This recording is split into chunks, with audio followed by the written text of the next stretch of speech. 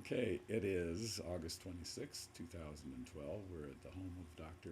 Emmett Miller True. with the audience in attendance being Sandra Miller. Say hi, Sandy. Hi, Sandy. And Yvonne Devine. Hi. And Disa, the dog, who is not happy at being locked up in another room. She's outside. We are going to, this is sort of, I don't know if we'll use this or not, this part. No giggling, Emma. We got to be serious. The intention tonight, as we do this side-by-side couch interview, is to explore some of the. Oh, and here's Disa. That's not going to work. Well, if I lock her in the other room, Yeah. she's gonna bark. Well, I think she's done her round, so No. we have her tail on camera. The intention tonight is to explore our mutual experiences of the early 70s and how, in the late 70s, of how we came to be doing what we're doing and what our take is on other people that were doing what we were doing and how this all evolved into wellness, integrative medicine, holistic health, all of those terms that came up and are apropos today. So I met you in, 77? You came to one of our retreats at Ralston White in Mill Valley. Mm-hmm.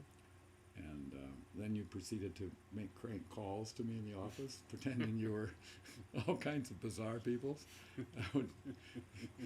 Oh, it's Emmett again. One of your fake accents. And you touched me more and more as I got to know you. And then Sandy came on the scene in 79, I think. 6.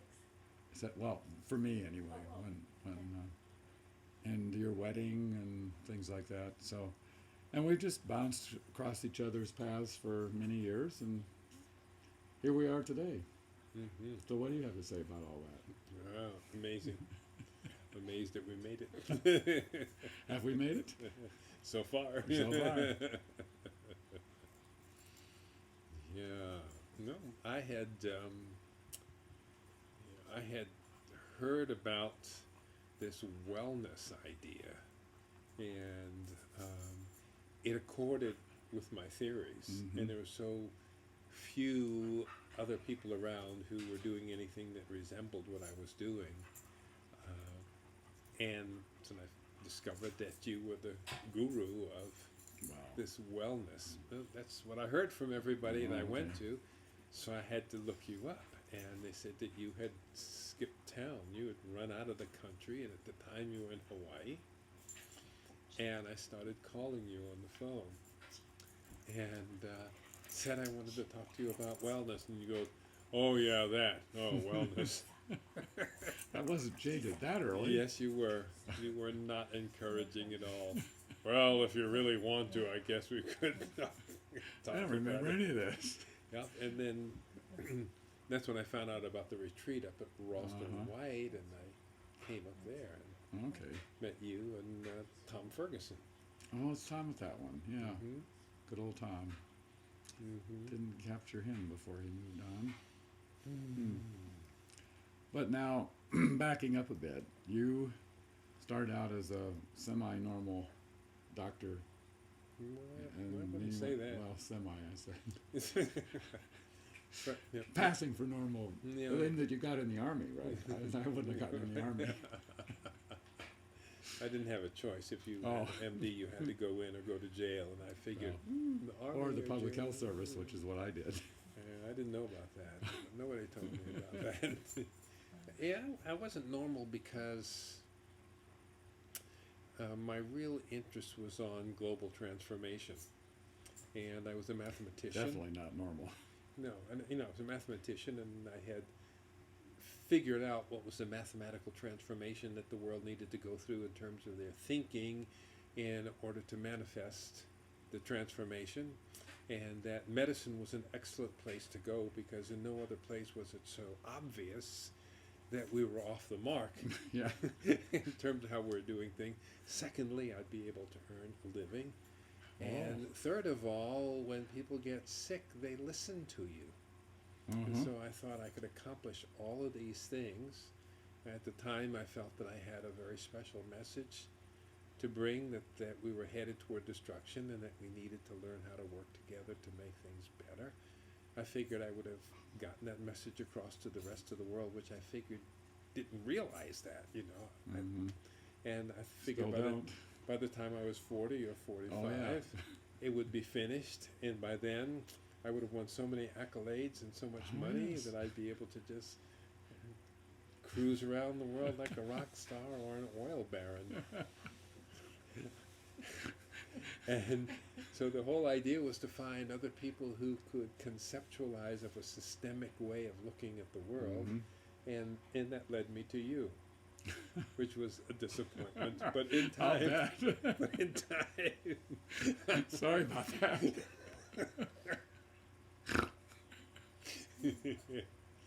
yes, yeah. and so I had no idea. So I had come into medicine in this very straight way from the other side of the tracks, you know, I used to cry whenever I'd hear the Star Spangled Banner. Whoa. Yeah, Really? I did. No, I can still do it, but I can avoid it now. So you But- grew up where? Just to fill people in. In Brooklyn, in Bedford-Stuyvesant, in Brooklyn, Okay. New York, in an African American neighborhood, but in school. The classes I was in were Jewish, Mm. and it was a very, I felt very outside in both of Yeah. those aspects of my life. And so I got the chance to look at the world and to look at medicine in a different way, to say, how do we move from a Newtonian Cartesian model into the next levels? And so I come into medicine No, you went to college first, presumably. Yeah. Where did you at do that? Trinity College Oh, that's right. in Hartford, Trinity, yes. Connecticut. Mhm. Then I went to Einstein. Albert Einstein, which Mhm. was still at this time, this was 63, so I still was not allowed to join any of the fraternities on my campus because I I wasn't. applied. They wouldn't let me in. Yeah, but You got in at least. I didn't get in Oh. because they all had clauses. If you weren't pure enough white, you couldn't get in. Oh. And I that's was too pure white, I think, from the Midwest. they just didn't want you. I think.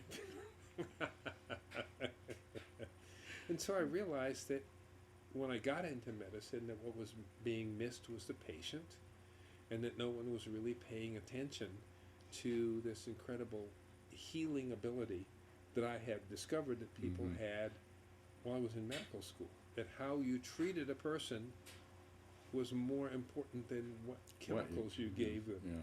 That if you related to them in a certain way, they could change amazingly, you know. Yeah. And if you had a child who was sick, if you related with the mother in a certain way, she'd treat the child in a different way, and their Yeah. illness would clear up. So how did that go down in med training? like a pregnant high jumper, about like that. So you got through 4 years at Einstein, even though you didn't get in. Tell me, how did you not get in? No. I didn't get into any fraternities. in Oh, college. okay, but you got it. Okay. But Einstein, when that was the only medical school that would have me Oh. at that time. They still- They'd have you, but they wouldn't have me. right. I got into Tufts because they needed a token wasp So yeah, in New England. and that's what I found is that the Jewish people were really open to incorporating. In fact, we had a couple of African students in the class. Mm-hmm. I believe I was the first American, non-white, non-Jew Mhm. that they let in. And now you have a fascinating heritage, though, of Irish And Native American and African, but Ethiopian. You said probably Ethiopian, probably. Ethiopian, Cherokee, and Irish. That's quite a combination. And so then you got through Einstein and you went into the Army. Yep. And then how Did- was that? Well, I managed to not go to Vietnam That's because pretty good I accomplishment. was a very sensitive person, and I just really realized how wonderful it was to live, and I really didn't want to risk that. I didn't. Yeah, So I did. I, you know, I and that was didn't the know it. peak Yeah. Vietnam too. Right. Yeah. Right Yeah. there, so that was 69. Yeah. Mhm. Yeah. Yeah. So I got stationed at Fort Ord, and I realized that the Army was wasting its resources, and so I began to develop a program whereby the medics could treat people at sick call, Mm. and I did a big study demonstrating that patients got better seeing the medics than they did seeing the doctors. Surprise. So the Surgeon General really liked that and had sponsored that Really? research, which was just. I didn't know that. And so I didn't have to go to Vietnam because I was They were too valuable to. serving in another way. Oh, good for you. But at the same time, I was really horrified at the way people were treated in the army, how the troops were Yeah. how they were treated, and the incredible trauma that was being done to them that simply wasn't even being addressed by the army. Yeah. You know, this collateral damage or externalization of costs, you might say. Mm-hmm. That plus the profound results we had gotten from the medics did better than the doctors because they related. Yeah. Yeah. They related, Surprise. and it made a change. Well, nobody knew this. Nobody seemed to know this at the time. The country doctors, like my dad, knew that. They got, I went to Tufts, the school for family doctors. Haha, it was all specialists when they talked about LMDs as a pejorative, local Right. MDs. Yeah, you know. yeah. So that all shifted in our training.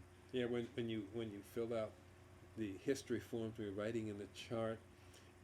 If you wanted to show some respect, you called it a PMD, which is a private MD. Yeah.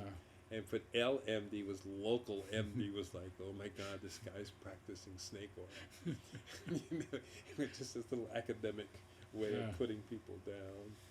So now, how'd you get you got out of the army? I'm curious because you essentially invented the guided relaxation tape, which was where I first heard about you. I pictured you as a fat black, a fat white guy. I had this image, this very clear image of you. Beautiful voice. But I thought, he can't be very good looking. Surprise. I never put pictures in with one I had because I had realized as soon as people saw my picture, I wasn't allowed to join the club anymore. Oh.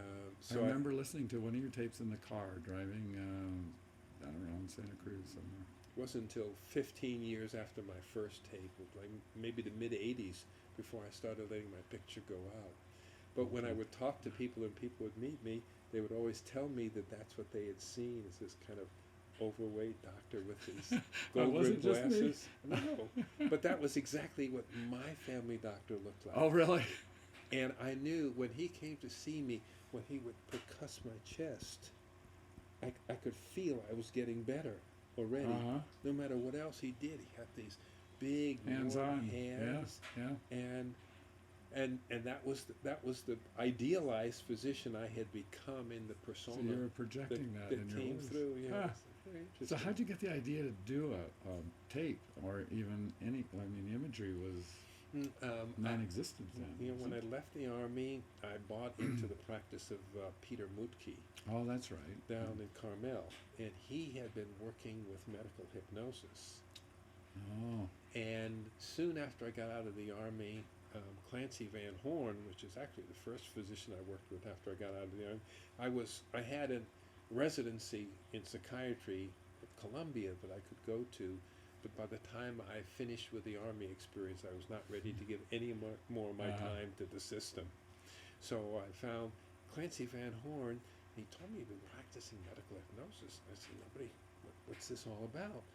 And so he, told me some of the research, and that the AMA had actually recommended that every physician should have at least 80 hours of training in hypnosis because it had been so effective. Mm. And I said, well, what is this?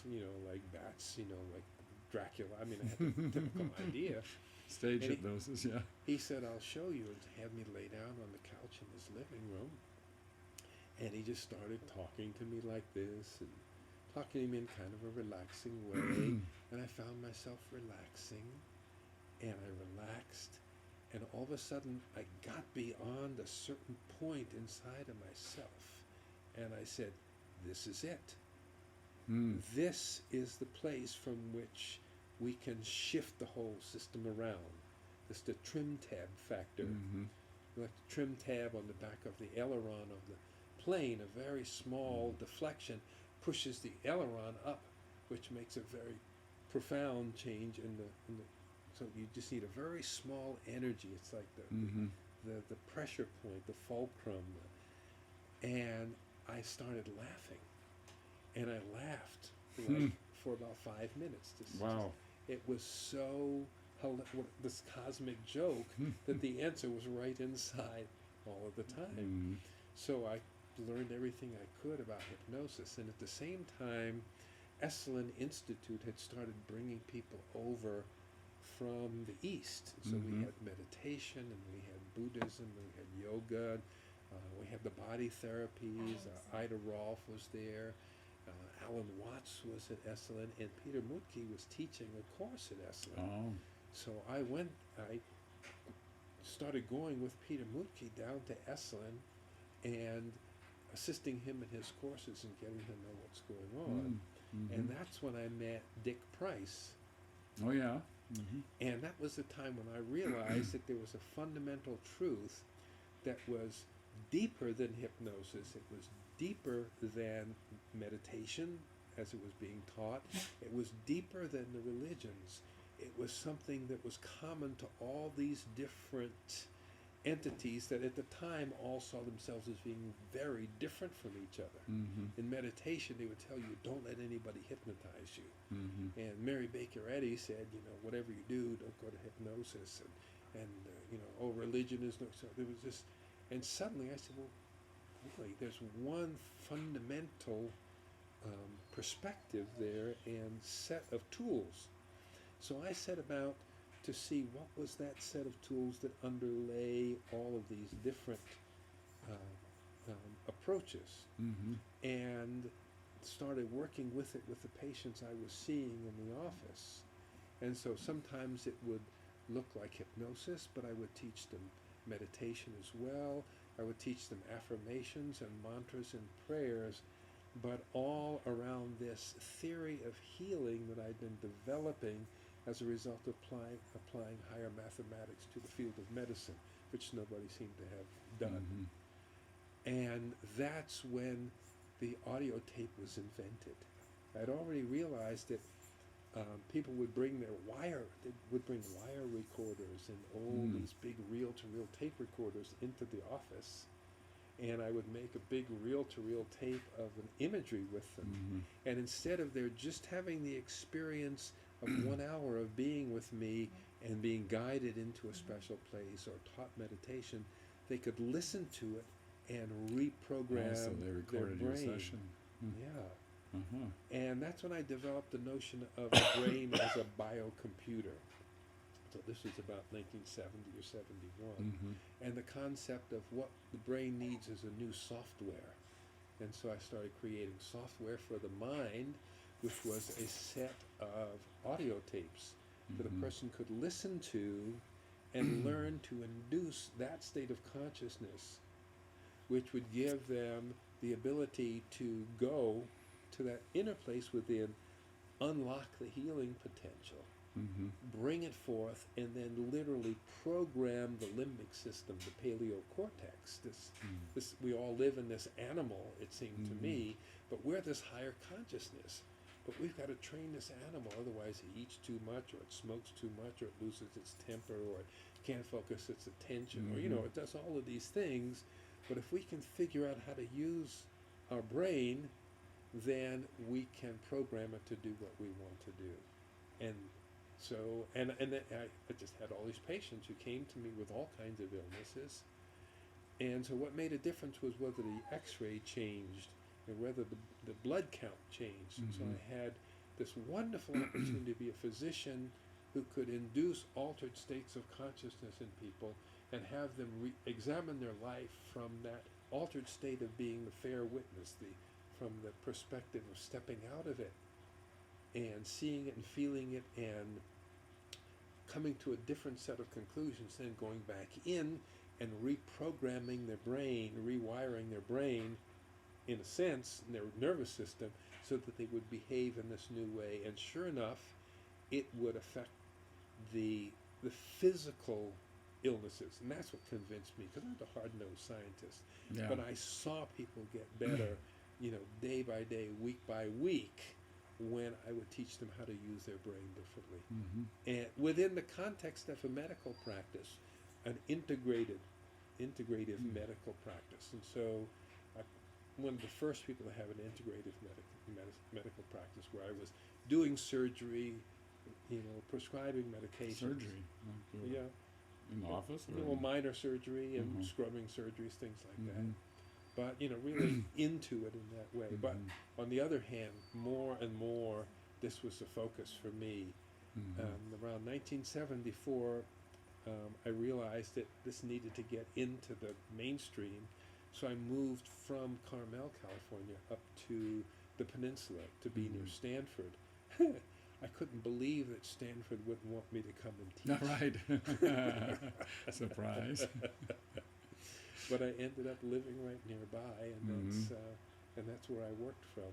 Mhm. And that's where we had first started publishing the audio cassettes. The audio cassettes were individually for my patients, but I began to make more generalized ones, which were then given to patients by psychiatrists and psychologists and yoga teachers and ministers throughout the country. And that was a kind of a guerrilla marketing concept to actually give everybody the notion there's a mindful way of approaching life that can transform everything.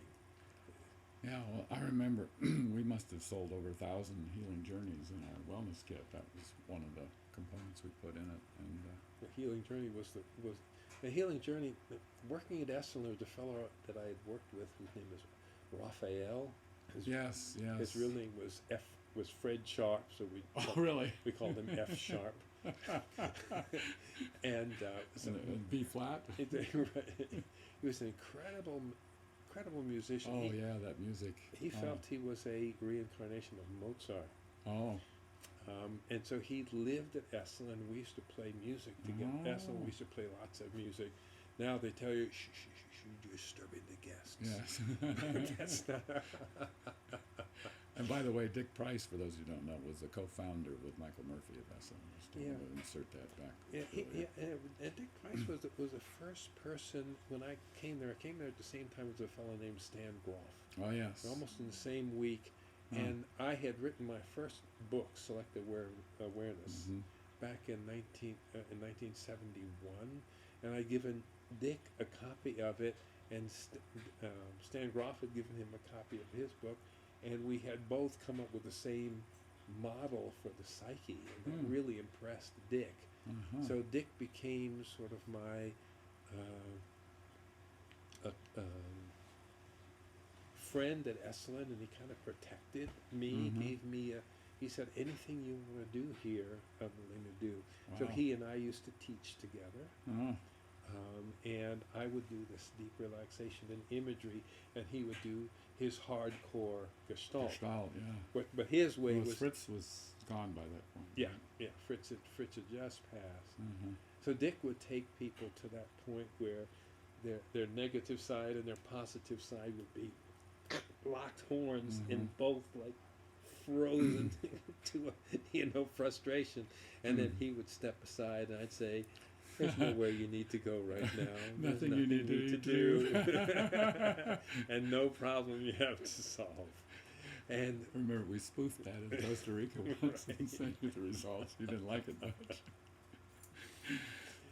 By the way, Fritz was Fritz Perls who founded Gestalt therapy, because there's going to be people listening to this who probably don't know any of this stuff.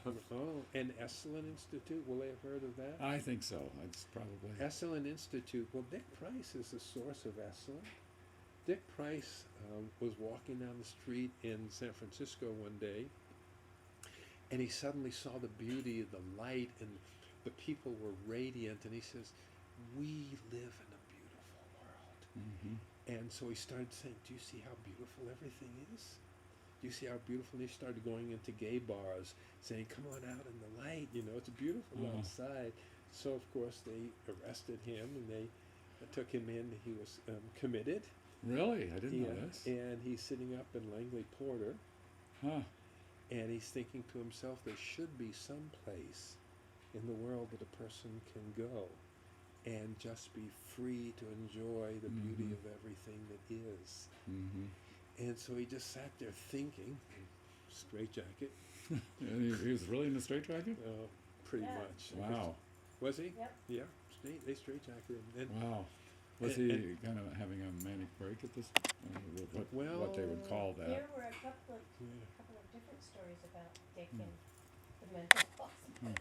yeah, Remember when he got Jack Downing turned in instead of, and he walked out? yeah, Oh, right. yeah, no, Jack Downing. Jack, He Dick. was trying to commit Dick, Yeah. and Dick, This is good. Yeah, Jack Downing took him into the to the hospital to see the resident on call. And so when the doctor came out and said, next, so Dick went in, and Dick convinced the resident that that he was bringing Jack in. And so the orderlies came and got Jack, and they admitted him to the hospital, and Dick walked out. That's a pretty good story. So at any rate, so Dick is sitting there in Langley Porter, and he remembers Michael Murphy, Mm-hmm. who at that time, as I understand, was meditating about 6 or 8 hours a day. Mm-hmm. And Michael his grandmother had this piece of land down in Big Sur. There's actually a motel there, wasn't there? Yes, It was an the old South motel. South Coast Motel. Mm-hmm. And so as soon as he could get to a phone, he called up Michael and said, "I've got an idea." Mm. And that's what Esalen was. It was a place where where you could be free to be who you were, and that I think Michael's focus was the human potential, Mm-hmm. and so was Dick's, although Dick wouldn't quite call it that. Yeah. So Dick, to me, was like the heart and soul Mm-hmm. of Esalen. And he lived there, whereas Michael stayed in the valley. Yeah. So we worked together for for quite a number of years and did a lot of groups. But and then it was one day he took his morning walk up the valley to meditate, and apparently a boulder fell down on his head and killed him. And it was like losing a brother. Yeah, imagine. But Esalen, back to the story. Esalen was the place where I got to study all those other religions and all those other approaches and all the developing body therapies that were coming along, to say all of these have something very fundamental to do with the healing process. Hang on a second, Sandy. Are you retiring? I'm taking the. Oh, good. I'd like to bring you in for a minute too on this Esalen thing. So come on back. You're actually in the in the field of view. Right, we see you. She'll be back. Well, just to lead up to that, how'd you meet Sandy? Esalen. She was at Esalen then, but you didn't know that. Yeah, she was Esalen. She was at Esalen a little bit before I was. Mm-hmm. And then, so by now I had moved up to Palo Alto, Mm-hmm. and Sandy had a boyfriend who was a psychiatric resident at Stanford, Mm. and the residents at Stanford had asked me to come and teach some of the things that I was doing, which kind of They weren't actually available. did Yeah. recognize you. It wasn't available anywhere else, but it Mhm. was a workshop at night. It wasn't through the school at all. Right, yeah. The school couldn't have anything to do with it. Exactly. And so we got together, and this fellow who was a resident at Stanford convinced his girlfriend, who was Sandy, Mm-hmm. to come to the workshop. She didn't want to come, Oh, but she came. but you'd already been at Esalen when she was there, but you hadn't crossed paths at all. She We didn't hadn't even know. crossed. We hadn't Uh-huh. crossed paths. Uh-huh. You know, she had studied Eureka, the Uh-huh. meditation system at Esalen, and I knew about Eureka, but hadn't met her as part of my Uh-huh. connections with it. So what year was this that you met? 76, 77.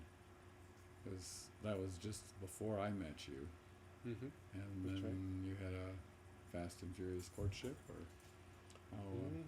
Yeah, we were together for a couple of years and we got married. I guess. Yeah, I came to your wedding. I remember the and then she was importing clothes from Bali at one point too. Together we did that. We Oh, you were doing that too. Yeah, we started to travel to Bali. Oh yes. Like everybody else who goes to Bali, we thought of importing all of the great stuff they were selling over there. So you've been working together, what, 30-some years? Well, Sandy was a massage therapist. Mhm. She was on the staff at Esalen for a couple of years, really before I came. Or I think we interlaced. We just never happened to bump into each other. Mm-hmm. Mm-hmm. Yeah, the time wasn't right. Yeah. And then we worked together. Since then. I mean, she's always my confidant, and we've done some trainings, led some groups together, that sort of thing. And she does management too, because she's probably a better manager than you, right? Yeah. And on cue, we have Sandra Miller. Let's move over and get her No, in I here. don't wanna get in there. Oh. I'll talk to you. You'll just talk to us. Well, okay, well, From off camera, so to speak. Off camera, I'll talk, that's it. No, I'm gonna just sit. well, we can't pick you up as well from there. Well, Over okay, here. so Get off. we have a dog. She took my place. I don't know if you heard, he was introducing your how you met, but what was your the stand-in for Sandra? What was your first impression when you met this madman? Did you My recognize first him for? Yeah. I knew I would be with him. Mm, I didn't know when, but I knew we would be together, right off the bat. right off the bat. I hadn't even said hello to him yet, Wow. yeah. I mean, I hadn't even looked him in the eye yet, Wow. yeah. I guess I was looking down like that when she walked in the room, so she Yeah. just saw the top of my head. And his pants were too short. So then, excuse me. How did it come to pass that you did get together then? Well, Roger Walsh set up the group. Roger Walsh set up that group of Mhm. of the residents, and that's where we were, Yeah. and we just started dating from there. Mm-hmm. Hmm. Anything more you can say about this character, or yourself, or this dog? She's awfully hard to keep down. Yeah. Well, we're coming up on, well, Is actually, that we're over our off, 30 off, minutes, off? but Irrepressible. Golden. we should wrap this up to keep it, so I don't have to edit out too much stuff. So But you'll how fit would you in. like to wrap up, and what's happened in the last 20 years, 30 years since you guys met?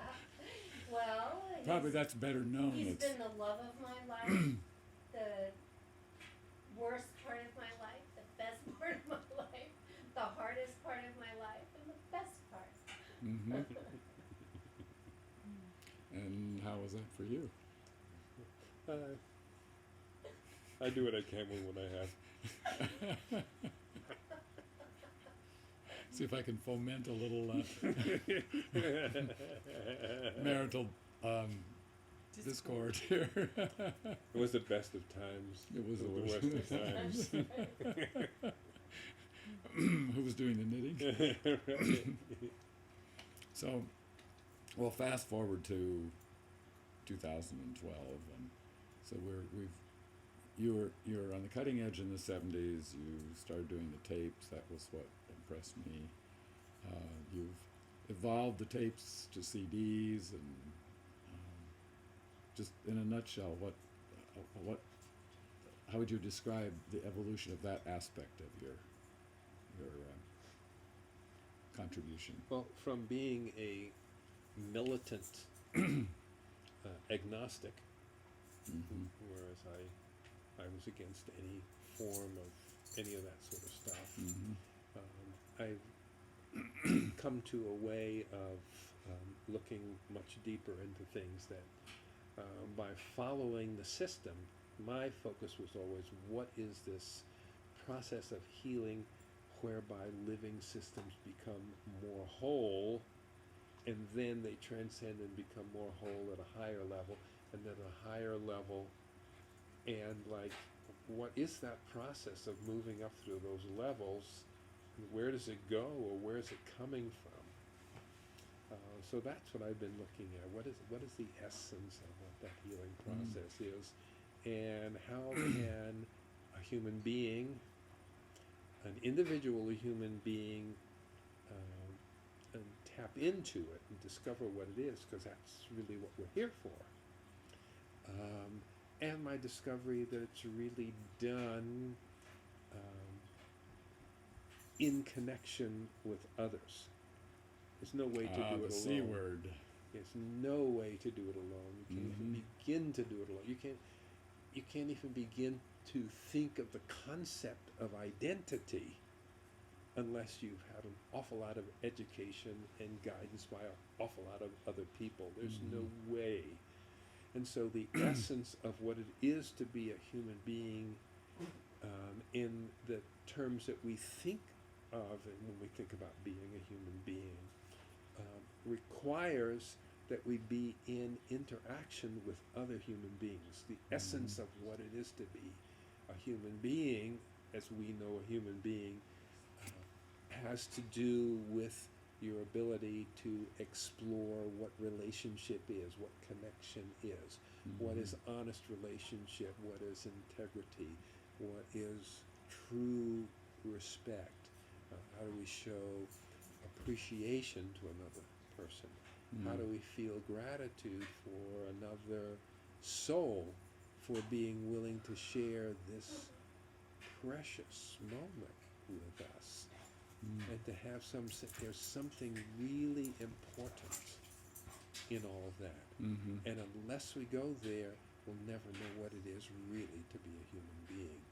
But also in that same place is the deepest form of healing, and it is the core of transformation, and it is the essence of what peace is, which is the only thing that can possibly save the planet at this point.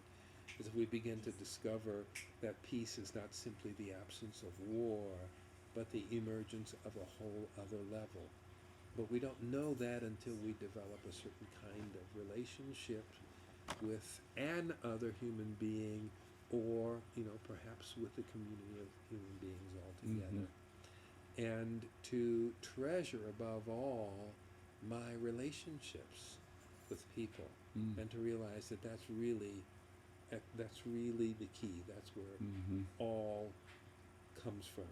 And we've lived through this really bizarre last 100, 200, 300 years where we've gotten more and more and more and more separated. People don't even talk to each other now.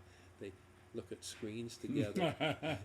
Or text each other. Or text in the each same other. car. Yeah, and at work, people sitting next to each other text each other rather than to turn over and say something. Where the essence of what it is to be human beings, what got us off the savannas and out of the caves, was our ability to sit around that fire and share really, really deeply with each other. Well, and I've had the honor to share with you in various ways over all these years. And much of what I've learned has come through you, because you've been about keeping that connection and maintaining that connection, even when there was no excuse for it at all. You would still do it.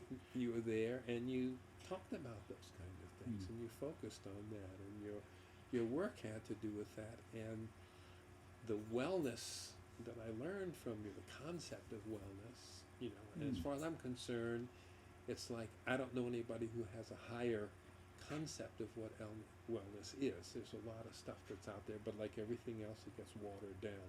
Mm-hmm. When I put the now, you know, there's nobody in the field of holistic health who doesn't make tapes of guided imagery Right. for people now. So you can get everything from a very insipid, weak Yeah. consommé, you know, all the way up to something that's deep and rich. Mhm. But you're, you know, Well, and your voice is your trademark. And for people that haven't heard your voices, I mean, your voice on your tapes or your CDs, I was like, that's a real gift. Mhm. You could have gone into radio. yeah.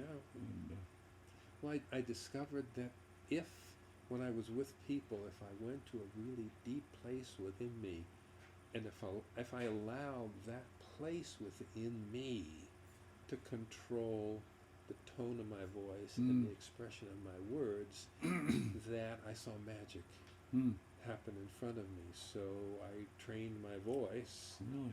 to be open to that deeper flow. Oh, You know, that's within. And I'd been a musician and a singer, so I had Mhm. some sense of Mhm. how to, mm-hmm. you know, how to move with it. So I believe, you know, it's just like if you have a carrier wave of, you know, 3 megacycles, that carrier wave, you know, is modulated by a much slower wave, which is the information. So when you listen to the Mhm. radio, you're listening to this modulating wave, but it's Mhm. carried by this very high frequency, vibrations, yeah. right? Mm-hmm. And so the voice is like that carrier wave, Mm. but the love and the healing and the wholeness and the togetherness Mm. and the honesty and the beauty and the sacredness Mm. is encoded upon that which we can just hear. Oh, you're just somebody else saying words, somebody else saying words. Mhm. No, there's something else. Yeah. It's something that the world of the binary world can't understand. The computers can't understand Mhm. this. They only understand black and white. They don't understand that black and white need to be put together such that they encode something very, very Mhm. important. So anyway, so those are the kind of things Mm. that I think about. And so what I'm attempting to do is to encode the binary system, and that's what my website is about, drmiller.com, is about finding out how to take what I've learned in my lifetime. My legacy is this huge online database Mm. where people can go and learn how the brain works, how to control the brain, how to control their thinking, transform their emotions, and heal their bodies, and gain access to the kind of wisdom that we need to then intentionally program into our bodies and into our relationships, Mhm. so as to create the wholeness that we need to create if we're going to survive. So All right. it's I been think great that's- traveling with you on this journey. Ah. Well, thank you, Emmett. This has been the most fun interview I've been. So, Good. a role model for others. You're right. Okay. Thank you, studio audience and doggy. Well, let's get you in here.